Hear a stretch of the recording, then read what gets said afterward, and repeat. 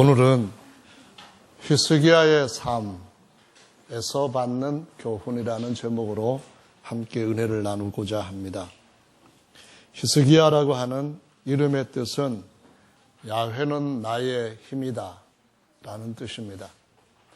하나님만이 나의 힘이다 라는 것과 때로는 하나님이 나의 힘이지만은 내가 강할 때는 하나님은 나의 힘이 아니어도 괜찮다, 이런 생각을 하기가 참 쉽습니다. 히스기야의 삶을 통하여서 우리가 그러한 사람의 마음의 변화를 실제적으로 정말 마음 아프게 때로는 두렵게 깨달을 수가 있게 되는데요. 히스기야 왕은 처음에 왕위에 올랐을 때 아주 하나님 앞에서 참 성실한, 신실한 왕이었습니다. 25세에 왕위에 올랐고요. 그는 우상 숭배하는 여러 가지 것들을 다 제거를 하면서 하나님을 전심으로 의지하였다고 말씀합니다. 열왕기하 18장 5절 말씀에 보면은 그의 전후에 유다 왕 중에서 그렇게 하나님을 신실하게 섬긴 사람이 없었더라라고 기록을 하고 있습니다.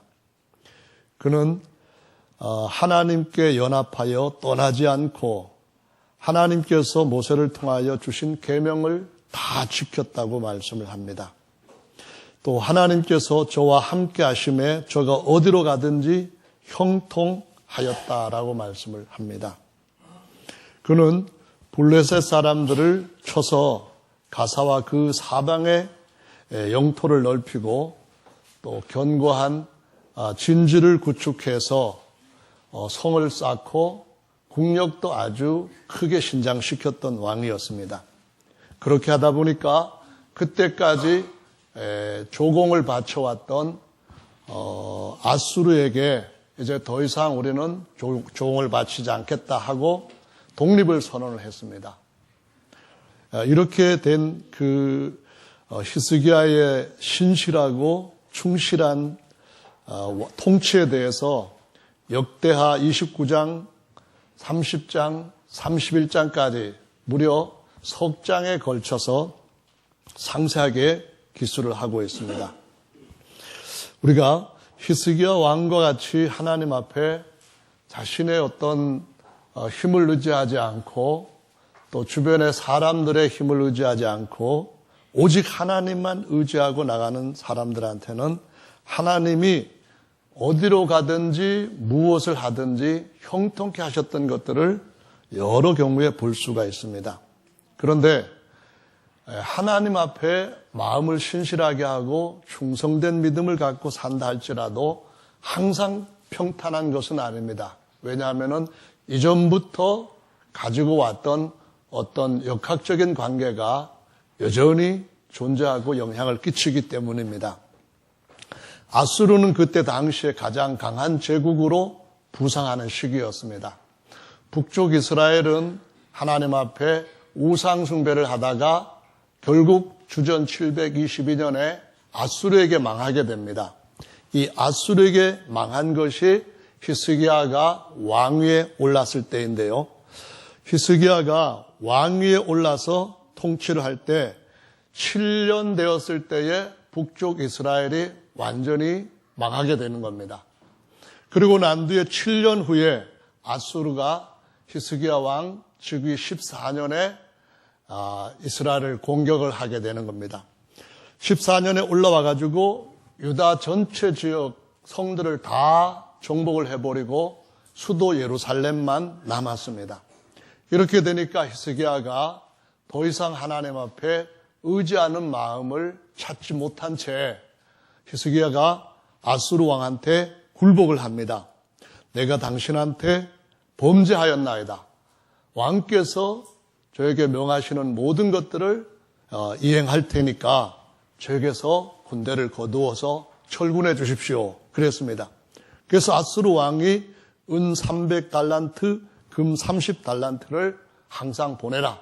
이런 명령을 하고 결국 그것을 이행하기 위해서 히스기야 왕은 왕궁에 있는 모든 보물을 다 긁어냈습니다. 심지어 기둥이라든가 벽이라든가 그런 곳에 장식해 놓은 것까지 다 모았고 성전의 것까지 다 모아가지고 이 아수르 왕한테 바치게 됩니다. 그런데 이 세상이라고 하는 것과 또는 사단이나 죄라고 하는 것은 우리가 하나님 앞에서 섬길 때에 섬기는 것에 따라서 복을 더해 주시는 것과 정반대입니다. 섬기면 섬길수록 더 착취를 하는 것이 사탄 마귀요 세상입니다. 아수르 왕이 다시 공격을 해와가지고 이제는 완전히 예루살렘까지 짓밟으려고 하는 상태에 이르게 된 것을 보게 됩니다. 이제는 뭘 바칠 수도 없고 아무것도 남은 것은 사실은 없는 다 발가벗겨진 상태와 같은 그런 상황이 되어버렸습니다. 아수르 왕은 그 신하를 보내가지고 이스라엘 그 왕과 이스라엘의 하나님 야훼와 이스라엘의 모든 사람들을 철저하게 모욕하고 조롱을 합니다. 유대 사람들이 알아듣는 히브리 말로 막 조롱을 하기를 이제 아수르 왕한테 굴복하지 않으면은 너희들 성유 안에서 너희들의 똥을 먹고 오줌을 받아 먹고 결국은 죽게 될 것이다. 너희 왕 히스기야가 너희 하나님을 섬기자고 하는데 하나님이 과연 너희들을 구원해 줄 수 있겠느냐? 내가 정복한 모든 나라들 그들이 믿던 신들도 너희가 믿는 신보다 더 강한 신이었지만 내가 다 내 말발굽으로 짓밟아 버렸다. 너희가 그렇게 어리석은 짓을 하게 되면은 결국은 망할 것이지만 빨리 문을 열고 항복하면은 너희들을 좋은 곳으로 이주시켜서 평안히 살게 해주겠다. 그러니까 빨리 항복하라. 뭐 이런 소리를 해대는데 하나님을 모욕하고 이스라엘 백성들을 모욕하면서 너희들 군대가 지금 어느 정도인지를 아느냐? 다른 지역들은 전부 다 멸망을 당하고 만약에 우리 아수르 왕이 말 1000匹를 너희한테 거저준다 할 때에 너희들이 그 말 1000匹 타고 나와서 싸울 수 있는 그런 기사라도 있느냐? 그런 기마병도 없는 상태에서 싸우겠다는 것이 말이 되느냐 하면서 막 조롱을 하고 실제적으로 그들한테 압박을 가하기 시작했습니다. 그때에 히스기야 왕이 이제 더 이상 할 수 없다. 항복하자. 그러질 않고 하나님은 나의 힘이다라는 자기 이름을 생각하게 됩니다. 하나님의 성함을 생각하게 됩니다. 그래서 성전에 올라가서 아수르에서 보내온 자신의 편지를 딱 펴놓고 하나님 보시옵소서.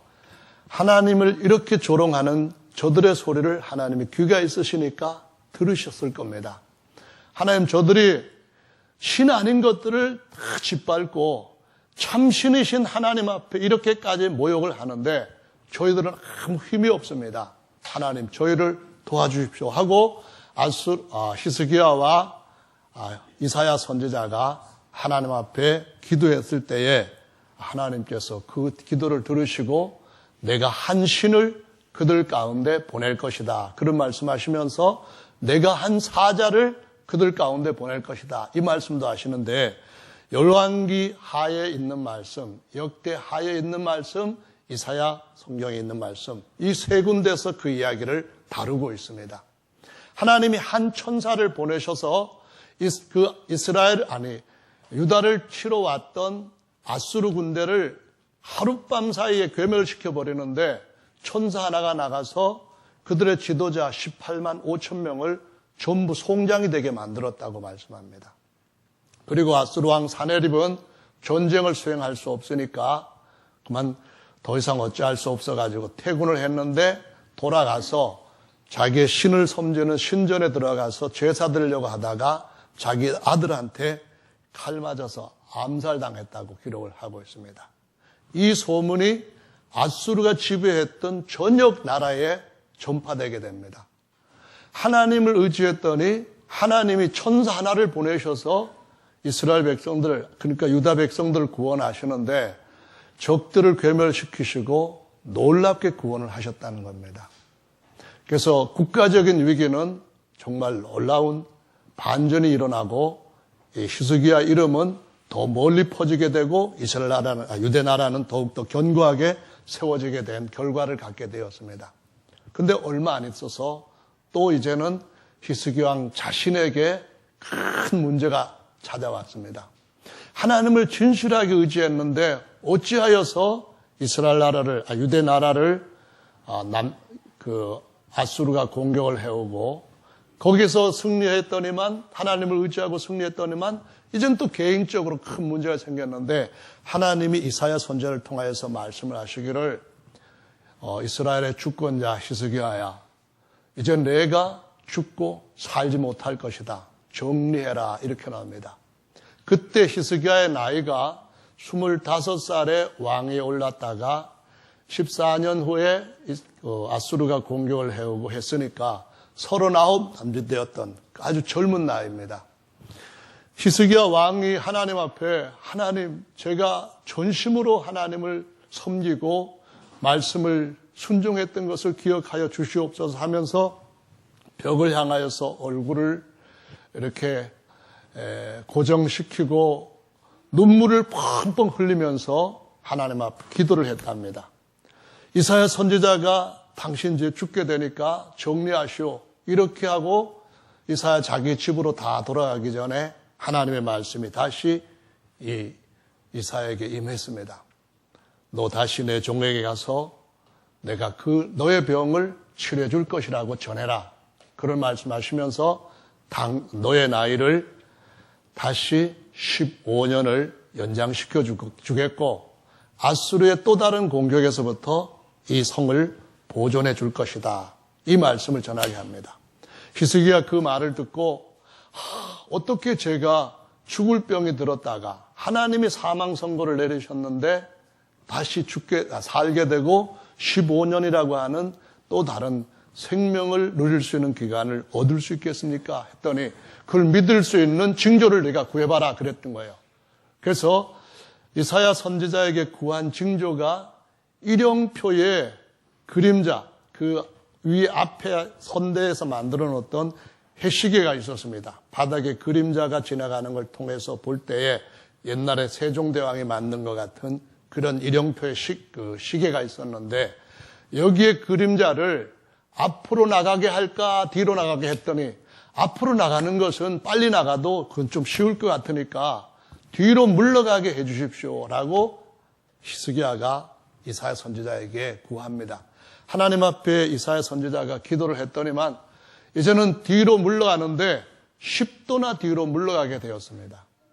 여러분 우리가 하나님은 우리의 힘이다 이렇게 히스기야 이름을 기억하고 이해하고 믿고 하나님이 우리의 능력이라는 것을 믿지만은 과연 그 하나님의 능력이 어느 정도인가 하는 것은 실제 삶 가운데서 그렇게 연합해서 믿기는 쉽지 않습니다. 많은 사람들이 이런 얘기를 합니다. 어떻게 태양이 뒤로 이렇게 10도나 물러갈 수가 있겠느냐. 태양이 뒤로 10도 물러가야 해시계의 그림자도 10도 물러가는 것인데 앞으로 갈 수는 있지만 뒤로 가는 건 불가능하다. 그럼 태양계 전체가 얼마나 큰 문제가 생기겠냐. 그런 얘기를 하는데요. 성경은 이렇게 말씀합니다. 하나님이 우주를 창조하셨는데 우주라고 하는 것은 큰 집이라는 의미입니다. 그저 뻥 없던 데서부터 아주 보이지도 않는 조그만 먼지보다 작은 것이 뻥 터져서 생긴 것이 아니라 질서정연하게 하나님이 능력으로 그 모든 것들을 창조하시고 붙들고 계신다 그 말입니다. 그럼 우리가 집을 한번 생각해 봅시다. 우주라고 하는 건 집이잖아요. 그러면 우리가 집 전체를 옮기는 것 그건 우리가 불가능합니다. 하지만은 집 안에 있는 식탁 위에 있는 젓가락 옮기는 것은 간단한 문제입니다. 하나님한테는 집 전체를 만드신 거대한 우주 전체를 만드신 그러한 능력의 하나님, 전능의 하나님이기 때문에 태양의 뒤로 쏙 물러가게 하거나 태양 하나 싹 물러가게 하거나 그것은 조그마한 그릇 하나 옮기는 것보다도 간단한 일이라는 사실을 이해해야만 됩니다. 히스기야가 그 이름을 통하여서 우리에게 알려주는 것처럼 하나님의 힘은 전능한 힘이라고 하는 사실을 저와 여러분들이 믿어야만 합니다.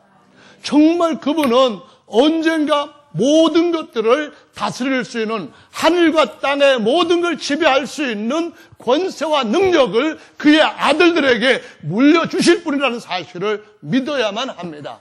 여기에 바로 우리가 하나님을 믿고 하나님의 아들로서 살아갈 수 있는 힘이 있고 목적이 있는 것입니다.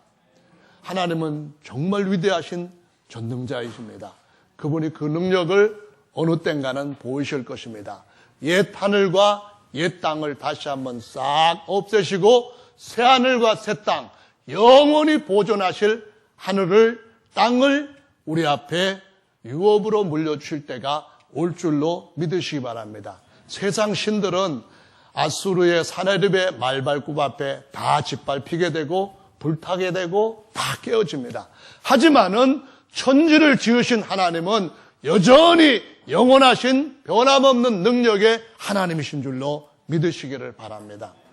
이 놀라운 두 번째 자기 자신의 기적을 체험한 히스기야는 그로부터 이름이 명성이 멀리까지 퍼지게 되고 그 나라는 점점 견고하게 되었던 것을 볼 수가 있습니다. 그런데 문제는 무슨 문제입니까? 아주 놀라운 그에게 마음에서 일어나는 그릇된 변화였습니다. 하나님께서 아수르 군대를 물리치실 때에 한 천사를 보내가지고 지휘관급만 18만 5천 명을 죽이셨다고 했는데요. 하나님께서 이 땅에 사람의 약한 모습을 입고 그 육체를 입고 이 땅에 오셔서 사람으로서 우리 죄를 짊어지시고 사망과 죄와 마귀의 모든 권세를 깨뜨리시기 위해 십자가에 달리셨을 때에 예수님이 그 제사장들의 군대가 와가지고 예수님을 잡으려고 했을 때에 하신 말씀이 아주 중요한 말씀이 있습니다. 베드로가 가지고 있던 칼을 가지고 제사장의 종의 얼굴을 확 쳐버렸는데 빗맞아가지고 귀가 하나 뚝 떨어졌습니다. 예수님께서 귀를 다시 붙여주시면서 칼을 가지고 쓰는 자는 칼로 망한다, 그 말씀을 쓰시면서 네가 이런 일을 했으니까 언젠가는 사람들한테 예언에서 이렇게 했던 말씀이 이루어지는 것이 회자될 것이다 라는 말씀을 합니다. 예언에서 뭐라고 하시는가 하면은 예수님이 불법자와 동류가 되셨다라는 말씀에 대해서 네가 칼 갖고 그렇게 하니까 세상의 불법자들이나 자기 칼 의지하고 세상에 자기 힘 의지하지 나는 그렇게 하는 자가 아니라는 겁니다. 하나님의 아들들은 그렇게 하는 자가 아니라는 겁니다. 더 큰 능력은 사람의 손에서 나오는 것이 아니라 하나님 손에서 나온다고 말씀하시면서 내가 지금이라도 아버지께 구하여서 12영이나 더 되는 천사들을 보내어서 여기 팔레스타인에 와서 주둔하고 우리를 이렇게 지배하고 있는 그 로마 군대, 총독의 군대, 그 군대를 즉각 멸할 수 없다고 생각하느냐? 그렇게 한다면 성경이 어떻게 이루어지겠느냐? 그렇게 말씀합니다. 12영이라고 하는 말은 12군단을 말하는 겁니다. 다시 말하면 한 군단이 그때는 6천 명 정도였습니다. 12군단이라면 6천 명이 12개가 있는 겁니다. 그런 천사들이 오면은 로마 전역을 싹 쓸어버릴 수도 있지만은 옛날에 아수를 멸망시켰던 것처럼 언제든지 그럴 수 있지만은 하나님의 아들들의 능력은 하나님의 능력이지 사람의 손에서 나오는 능력이 아니라는 것을 보여주고 있는 것입니다. 하나님의 능력은 우리에게 더 놀라운 하나님이시기 때문에 하실 수 있다고 하는 영광을 나타낼 수 있는 정말 깨끗하고 거룩하고 의로운 능력이라는 것입니다. 이런 능력으로 하나님의 백성들의 한번 히스기야가 경건했을 때, 충실했을 때에 받았던 그런 복을 받으면서 하나님 앞에 영광을 돌리는 삶을 살라고 가르쳐 주시는 것이죠. 하나님은 천사를 보내시기도 하시면서 하나님은 하늘을 바꾸실 수도 있고 하늘을 다시 지으실 수도 있는 능력의 하나님이신 것을 이 히스기야의 삶을 통해서 보여주고 있다는 겁니다. 근데 히스기야가 병들고 고침을 받고 그 다음에 이전에 아수르 군대를 아주 강하게 물리쳐버리고 그러고 난 뒤에 히스기야 마음속에 아주 안 좋은 변화가 일어나게 되었다는 겁니다. 그게 뭔가 하면은요, 나이가 이제 한 40대 들어간 이 히스기야의 마음속에 교만한 마음이 들어오기 시작을 했다는 겁니다. 오늘 본문의 말씀에 보면은 죽을 병이 들었던 히스기야가 깨끗하게 나았고 그것도 하나님이 이런 기적까지 보여주시면서 나았다 하는 이야기를 듣고 멀리까지 그 명성이 전파되었는데 바벨론에게까지 명성이 떴다는 겁니다. 그래서 바벨론 왕이 사신을 보내가지고 친서도 보내가지고 예물도 거기다 보내가지고 축하합니다. 당신 정말 대단한 사람입니다. 당신이야말로 이 시대에 누구도 따라갈 수 없을 만큼 위대한 인물입니다 하면서 칭찬을 하고 띄웠더니만 이 히스기야 왕이 자기 왕궁에 있는 거 또 전국 모든 무기고 보고 전부를 다 보여주면서 나 이 정도 사람입니다. 보세요. 하나님이 우리에게 이렇게 많은 복을 주셨고 하나님은 언제든지 이 복을 우리에게 주실 수 있는 그런 분이시고 우리는 그거를 계속 누릴 것입니다 하면서 나 이런 정도의 사람이니까 앞으로 나를 지금처럼 보시면 안 됩니다 하면서 자기를 띄우는 것을 볼 수가 있습니다. 그때에 이사야 선지자가 왕한테 찾아왔습니다. 바벨론에서 사신이 왔다는 걸 모릅니까? 그런데 이사야가 질문합니다. 왕이요, 어디서 왔습니까? 누가 왔습니까? 그랬더니 원방에서부터 내 소문을 듣고 그 사신들이 왔죠. 예물도 참 이렇게 많이 갖고 왔죠. 이제는 우리나라가 보통이 아닙니다. 이제는 우리나라가 아수르를 괴멸시켰지 않습니까?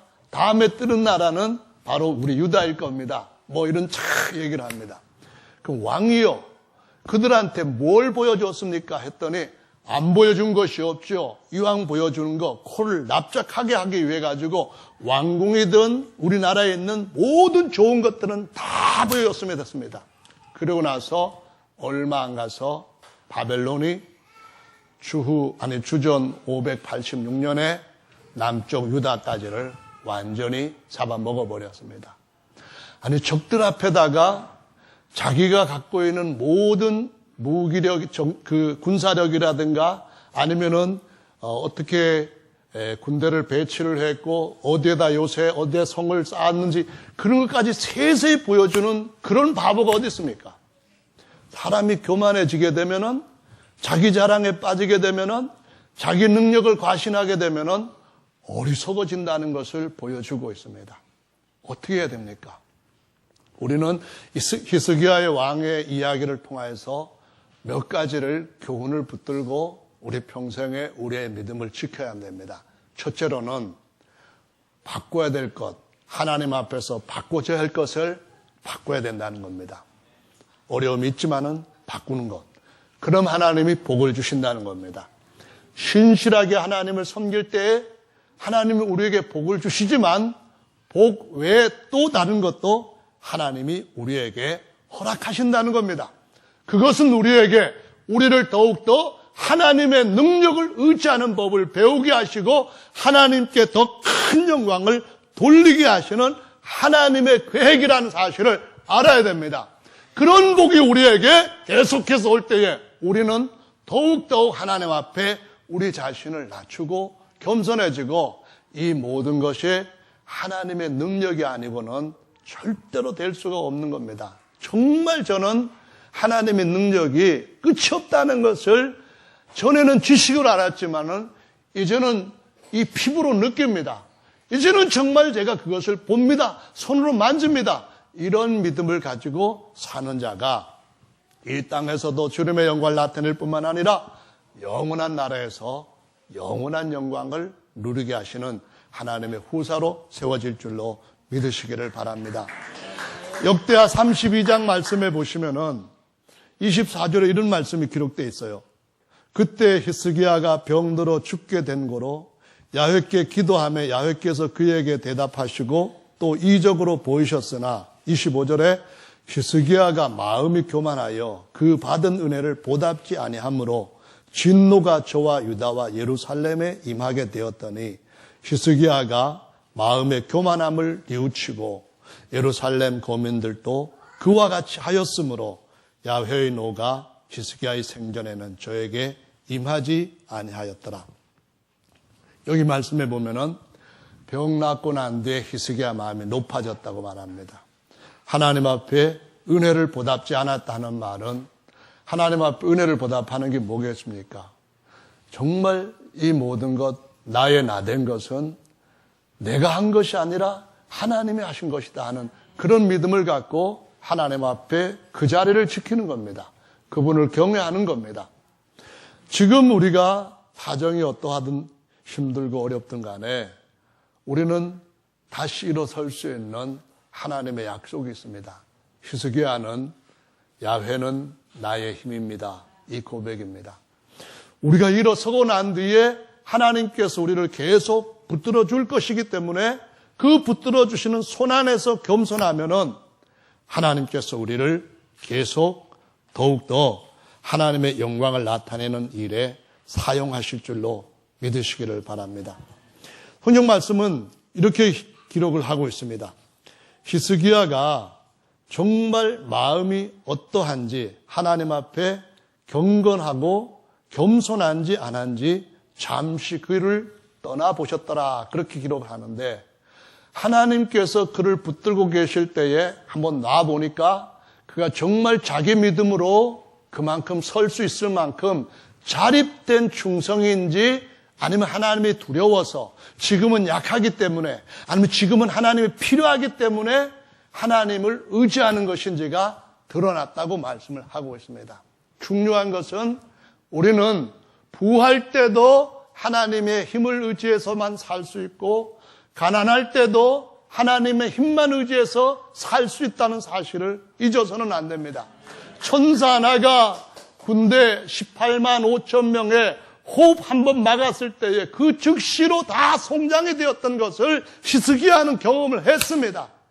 그들이나 히스기야 자신이나 우리 모두는 어느 때든지 하나님 앞에서 호흡 불과 몇 분만 쉬지 않도록 막아버리면은 이 세상에 더 이상 살 수 없는 약한 존재라는 걸 알고 내가 무엇을 의지해야 될지, 내가 무엇을 붙들고 살아야 될지를 정말 하나님 앞에 겸손하게 자리를 지킬 때에 하나님의 능력은 여전히 변함없는 우리의 능력으로 우리를 붙들고 계시는 줄로 믿습니다.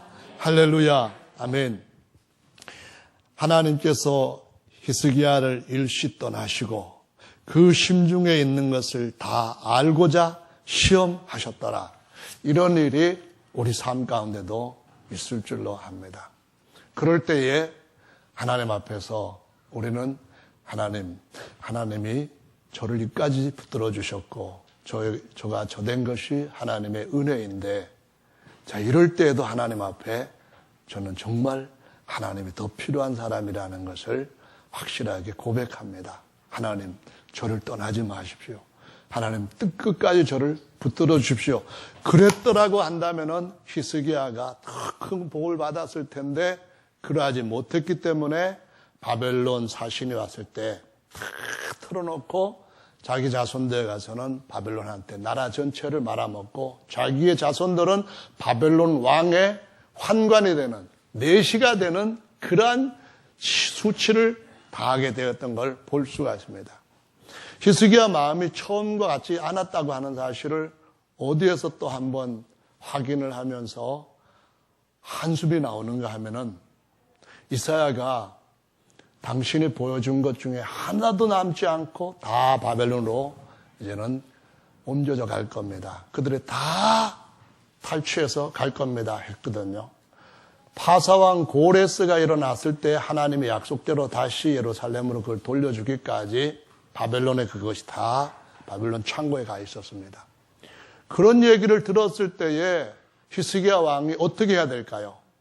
히스기야 대답을 한 건 이랬습니다. 당신이 나에게 대해서 한 말씀이 참 좋습니다. 전에 그러셨죠?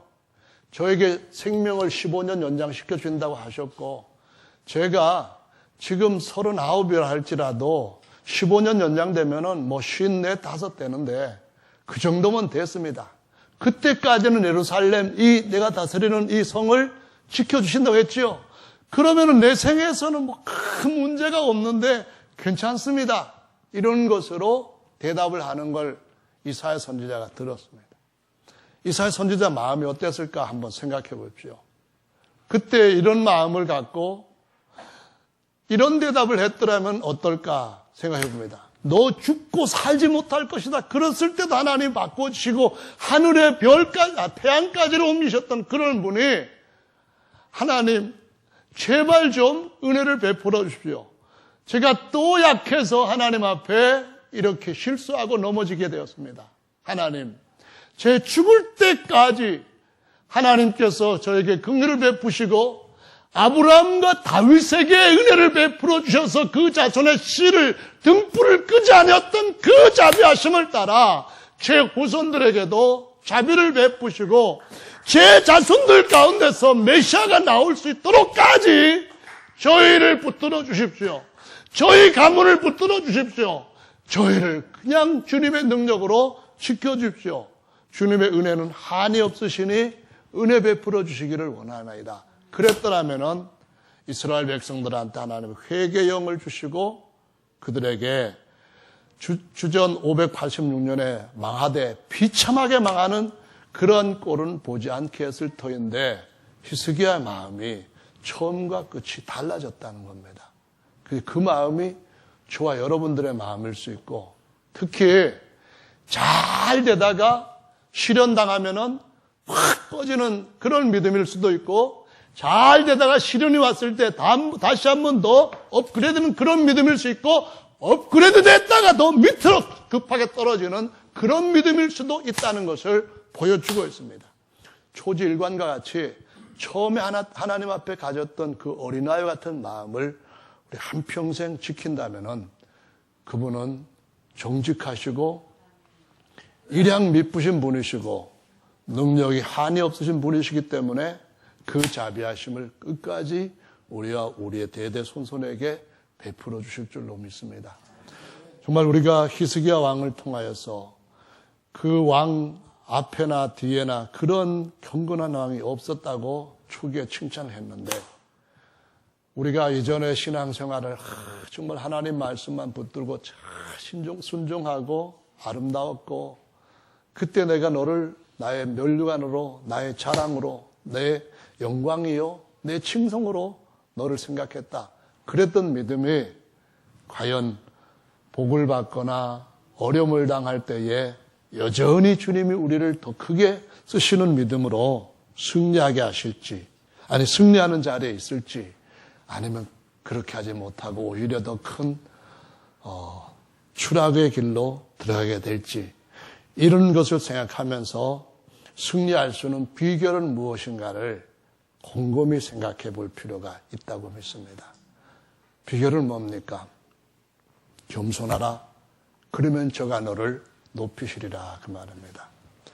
교만은 패망의 선봉이요 거만은 넘어짐의 앞잡이니라 이렇게 말씀합니다.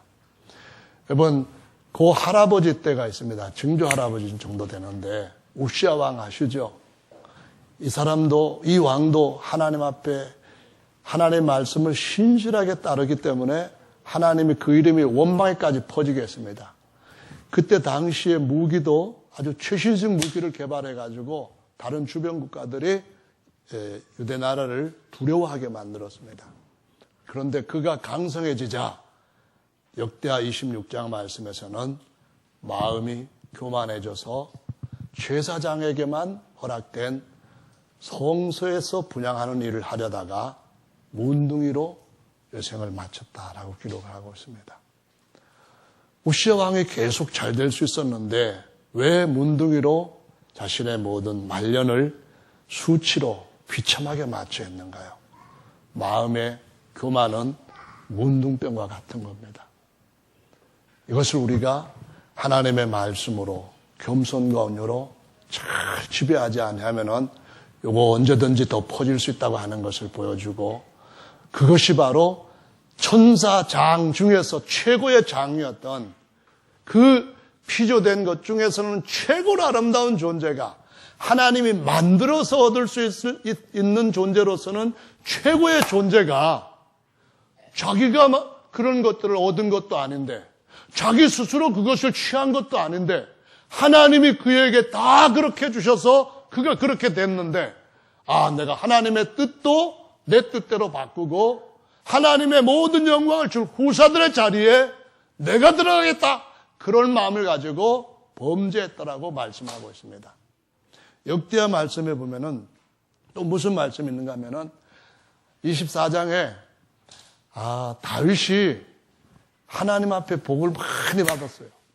처음에는 엄청난 고난을 겪어가지고 단련이 잘 됐는데, 재련도 탁 됐는데, 자기의 군대가 엄청나게 커지게 되니까 사단이 격동하여 이스라엘을 하나님 앞에서 야단맞게 하기 위해 가지고 다윗과 그 백성들의 마음에 교만을 불어넣었다고 말씀하고 있습니다. 그랬더니 다윗이 갑자기 내 군대의 힘이 얼마나 강한지 이제는 실제로 숫자를 확실하게 확인해 가지고 모든 사람들한테 공포하자, 이렇게 해서 군대 수를 세라고 명령을 내렸습니다. 아니, 그것이 아닌데, 왕의 힘은 하나님께로부터 나온 것이지 군대 힘이 아닌데 그리하지 마옵소서 하고 신하들이 말렸을 때, 군대 장관이 말렸을 때 강행하라, 누구의 명령이냐? 나 왕 다윗의 명령이냐고 그대로 밀어붙였습니다. 결과로 선지자가 와서 다윗한테 말합니다. 하나님을 의뢰하는 것보다 당신의 군대를 의지했던 그 교만함, 당신의 백성들이 하나님을 신뢰하지 않고 온갖 스스로의 능력과 애굽을 의지하겠다니, 다른 나라를 의지하겠다니, 이런 발상 가운데서 하나님에게서부터 멀어진 그 마음으로 하나님이 회초리를 드셨으니까 3가지 중에 한 가지를 택하시오 합니다. 석 달 동안 군대에게 침략을 당해가지고 쫓겨다닐 거냐, 맨날 패전하면서 군대 자기 부하들 쓰러지는 거 보면서 도망다니다가 당신 겨우 살 것, 그걸 하나 하든가, 2번째로는 3년 동안 기근이 와가지고 저녁에서 굶어 죽는 사람들이 확 나오는 그걸 보든가, 아니면 역병이 3일 동안 돌아서 수많은 사람들이 죽게 될 것을 보든가, 셋 중에 하나 택하라는 겁니다. 내가 하나님의 자비하심에 의지하겠다, 군대보다도 자연재해보다도 하나님의 손길에 의지하겠다 해가지고 역병을 택했는데, 그 일로 인해서 군대가 7만 명, 이스라엘 백성들이 7만 명이 역병으로 사망했다고 말씀하고 있습니다. 이런 것들은 우리에게 뭐를 보여주는가 하면은, 우리가 주님 앞에서 늘 주님을 신뢰하고 하나님은 나의 힘이고 내가 어떤 때든지 여전히 그분의 힘, 그분이 나의 힘이라, 이것을 지키게 하심으로 하나님 앞에 큰 은혜와 능력 있는 승리하는 삶을 살게 함인 줄로 믿으시기를 바랍니다. 여러분, 하나님께서 이스라엘 나라와 유다 나라가 망하게 한 뒤에 바벨론의 포로로 잡혀갔던 이 히스기야 왕의 후손 중에 하나가 다니엘이라는 거 아시죠? 다니엘의 그 기사에서 보면은, 다니엘서의 4장 말씀에 보면은 느부갓네살 왕이 나옵니다. 큰 나무를 꿈에 봤는데 새들도 와서 깃들고 그 밑에 많은 것들이 안식을 취하는 그런 나무를 보고 참 나무 대단하다 하면서 이 꿈이 무슨 의미냐 하고 다니엘에게 물었죠. 다니엘이 꿈을 해몽해 주는데, 이 큰 나무는 왕입니다. 왕의 권력과 왕의 그 나라의 큰 힘에 의해서 천하가 다 은혜를 받고 있습니다. 그런데 그 꿈에서 하나님께서 다니엘을 통하여서 느부갓네살한테 주신 교훈을 버리는 일을 이 느부갓네살이 하게 되고, 꿈처럼 그 일이 이루어진 것을 경험하게 됩니다. 어느 날 왕궁을 딱 거닐면서 느부갓네살이 와, 내 왕국을 보라. 내 영광과 내 권세를 보라. 내 손에 미치지 않는 어떤 영역이 있는가를 한번 찾아보라. 이 모든 것이 나 느부갓네살의 능력과 지략으로 이루어낸 것이 아니냐. 하면서 큰 소리를 침과 동시에 하늘에서 음성이 들리더니만 정신이 창란이 일어나고 7년 동안 밖으로 나가서 들판을 헤매고 다니면서 소처럼 풀을 뜯어 먹으면서 머리는 봉도 남발이 되고 옷은 거러지 옷을 입고 완전히 미치광이가 되어서 돌아다니다가 하나님 앞에 내가 너무 교만했구나 이 생각이 들 때에 하나님 다시 왕궁으로 돌아오게 하셨다고 말씀하고 있습니다. 그 다음에 5장에 또 뭐가 나오는가 하면은 그 아들 때에 가가지고 바벨론에서부터 예루살렘에서부터 탈취해 왔던 그 곳간에 놓았던 성전의 그릇들을 가지고 막 술을 먹으면서 뭐라고 했습니까? 마셔. 오늘은 왕인 우리가 또 왕의 백성인 너희가 이 나라에 살고 있다고 하는 그 자체가 얼마나 영광인지를 마음껏 누리는 날이냐 하면서 막 술을 마시기 시작하는데 그릇들도 많은데 하필이면 왜 성전에서 탈취해온 성전의 그릇 가지고 술을 마시는 그런 오만함을 보이냐 그 말입니다. 그때 벽에 손가락이 나타나서 당신 저울에 달았는데 당신 시대가 끝났소 이렇게 나왔답니다. 다니엘이 그걸 해석해 줬는데 그날 젖은 이불을 갖다가 뒤집어 씌워가지고 벨사살 왕은 죽고 왕위는 다리오에게 넘어갔다고 나옵니다. 그때에 뭐라고 다니엘이 벨사살한테 말하냐면은 당신의 부왕 느부갓네살이 어떤 경험을 했는지를 알고 있으면서도 당신이 하나님 앞에 교만해서 하나님 앞에 영광을 돌리지 아니하고 성전의 그릇들을 갖다가 술 먹는 짓을 했으니까 당신 시대가 끝난 것이요. 그랬더니 당신 말이 옳소하면서 그렇게 말하고서는 암살당했다는 말씀입니다. 여기에서 우리가 배울 수 있는 것은 끝까지 예수님처럼 내 뜻대로 마옵시고 아버지 뜻대로 되길 원합니다. 내 모든 마지막 삶도 주님 손에 있습니다. 주님이 나를 죽이시기도 하고 살리시기도 하시는 나의 유일한 능력이십니다. 이 고백을 우리가 붙들고 살아야 된다 하는 사실을 보여주고 있는 것입니다. 힘드시면은 주님이 능력이시라는 것을 다시 한번 상기하시고 믿으시기 바랍니다. 하나님이 다시 일으키시는 능력이시라는 것을 믿으시기 바랍니다. 힘든 걸 이기고 이제 어떤 궤도에서 새로운 비행을 시작하고 있다고 한다면은 여전히 그 비행은 하나님의 능력이라고 하는 사실을 기억하시고 잊지 마시길 바랍니다. 끝까지 주님이 우리의 능력이 되셔서 하늘까지 우리를 올리실 때 그때까지 오직 나의 능력은 하나님이시다.